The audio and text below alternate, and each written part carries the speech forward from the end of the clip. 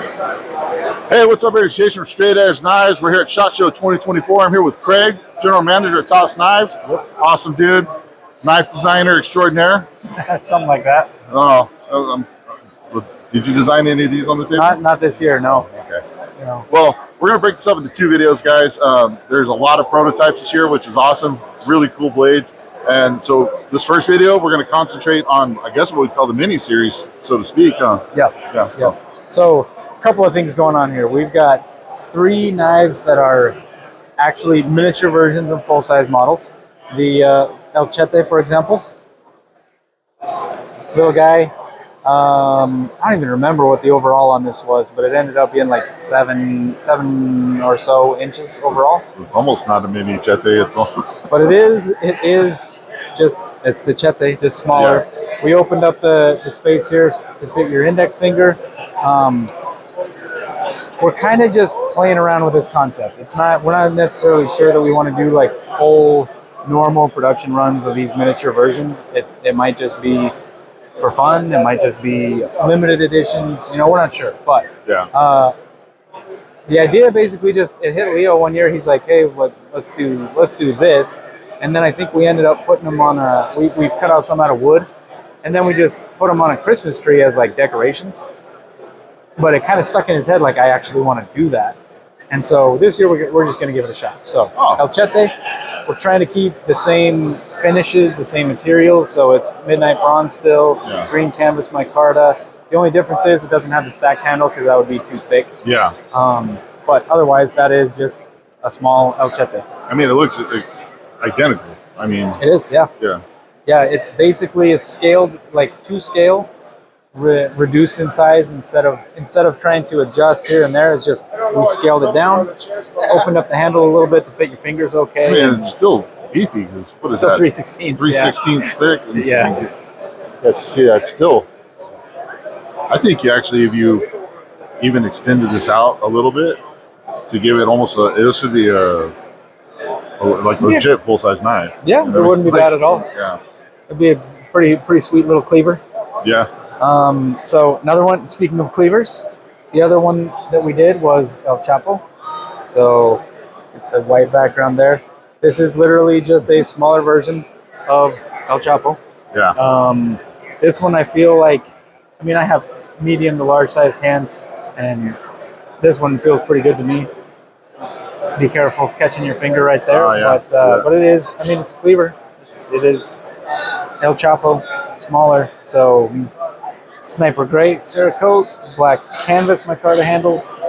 Just a small version of El Chapo. I mean, they're cool. They're cool. They're fun. I could actually see myself camping and then outside having to cut up. You could pinch grip this and dice up some little potatoes. Obviously you're not going to be doing any major chopping with it. Any kind of pairing you can still do. Knife, yeah. It's a little wide for a paring knife, but it's... You can even grab up here on the blade if you had to. Yeah. Almost like a Skinner. Almost, yeah. Yeah, like I say, that this is the concept that we're trying to flesh out. So we're kind of looking for this kind of feedback. What would people actually use it? Is it just fun and that's it, or are they actually useful? What do we got going on there? So that's kind of what we're trying to figure out as we go through this. Yeah. So that's that one. Then the Frog Market Special miniature version. So literally just a small Frog Market Special.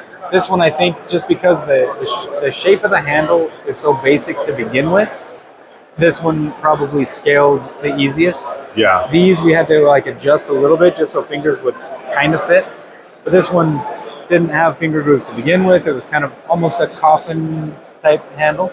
So this one scaled down just super simple. This, to make a little neck knife or a little pocket knife, would be fantastic. Yeah, I think you could put this to the market right now and it would sell. Yeah. Because it's just, you're right, you don't have to do anything. It's like a little dicer knife. And it feels good.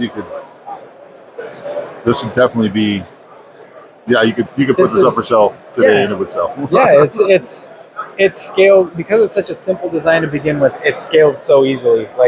That would make a decent little stabbing knife. It would make you could do like lunch kind of stuff. I could easily see that being in my lunch bag every day. Yeah. Just handy with whatever I'm doing that way. Very cool. So that one scaled pretty easy. I like them. I like them all. They look so cool. Like I was very surprised actually. At first I was like, I don't know about this, but as we put more together and then painted them and then started doing the final touches, that's where I was like, I actually do like these. They're kind of fun. They're cool. Cool little EDC pocket carry, different tools. So those are the official actual mini ones. The other two guys on this table, these little guys. First up, this one, we're calling it the Ivy. We may change that name. The guy who designed it, his last name is Ivy, but it's just spelled I-V-I-E. Basically, we do this design challenge every year with employees, which, we've talked about. Dylan won it 1 year. Yeah. Jesus won it 1 year. Leo's dad won it 1 year. We've done it. I think this is our 5th or 6th. Yeah, 5th or 6th. It might even be the 7th. But basically, the whole challenge this year was make a knife 6 inches or less, neck knife. That's it. You can make it for self-defense. You can make it for EDC. You can make it for whatever you want. And so we got designs really that did run the gambit, like kind of everything.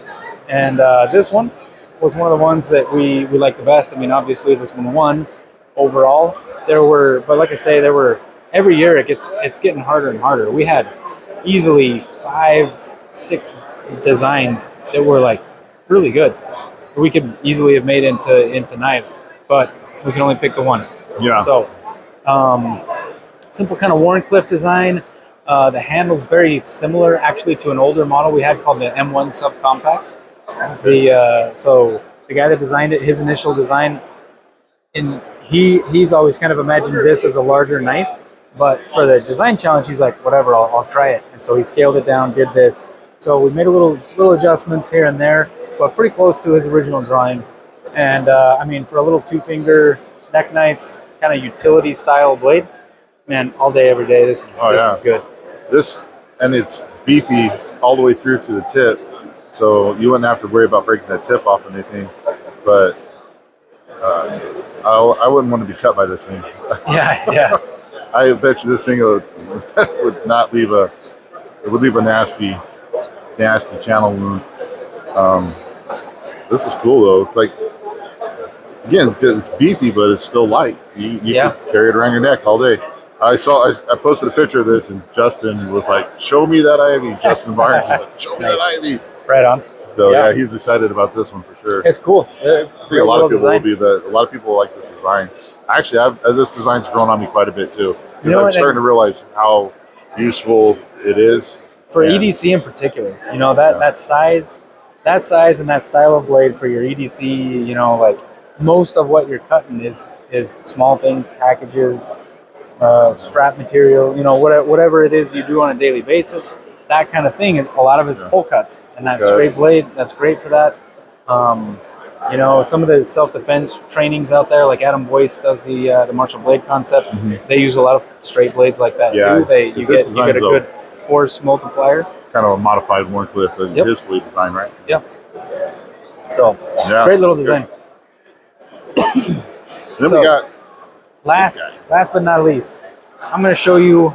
This is going to be the first time I think this has been shown on video, but so Leo, kind of at the end of the year, got this bug that he gets where he sees something, he's like, I'm going to do this, and I'm gonna go make this, and then he'll just disappear and make something.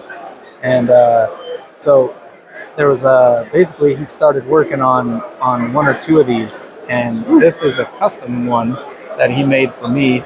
Oh wow! And he has a matching one. And it was something that he just was like, I'm gonna do this. Put these two knives together. I ended up getting that as a Christmas present, actually. So we do a gift exchange at work every year, and 2 years in a row now, he's actually drawn my name. Oh. And last time I got something really awesome. This time I got something really awesome. Yeah, this custom is, you guys see, they're almost identical. But Slick, that custom is, whew. Yeah. giraffe bone handle, mosaic pins, 1095 with like a really nice, not fully polished, but like a really nice satin finish, I guess you could call that. I made a little giraffe leather handle for it, or a sheath, I mean. So the handle and the sheath are made out of giraffe, That's awesome. which I thought was just a nice little touch for myself. That is a hell of a gift. So yeah, like I say, he put this together, put one together for himself as well. Different finishes on both. So his is different than this one, but the shape is the same. And everybody that saw it was like, we should make that. And he was kind of not really. He wasn't necessarily like, I want to make this a model. He more was just like, I just want to make this knife. And but everybody that saw it was like, dude, you have to make that. Like we need that. And so that's this. We have no name yet. It all kind of came together pretty quick, so that's why it just says prototype. And then I think like B1 or something. Yeah, prototype B1.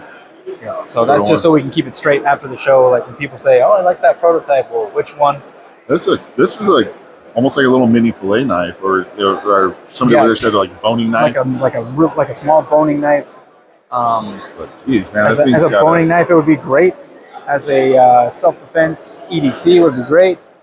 As just kind of regular EDC, it'll be great. I mean, this thing will do 90% of your cutting tasks. Yeah, I mean, throw a discreet carry concept clip on a cut it, drop that right in your pocket, like almost like a El Pionero, you know? Yeah, that's what I did. That's what I did with this sheath. Is just a little, basically like a belt, like a folding knife pocket clip almost that I put on the sheath. And I've been carrying it for a week or two now.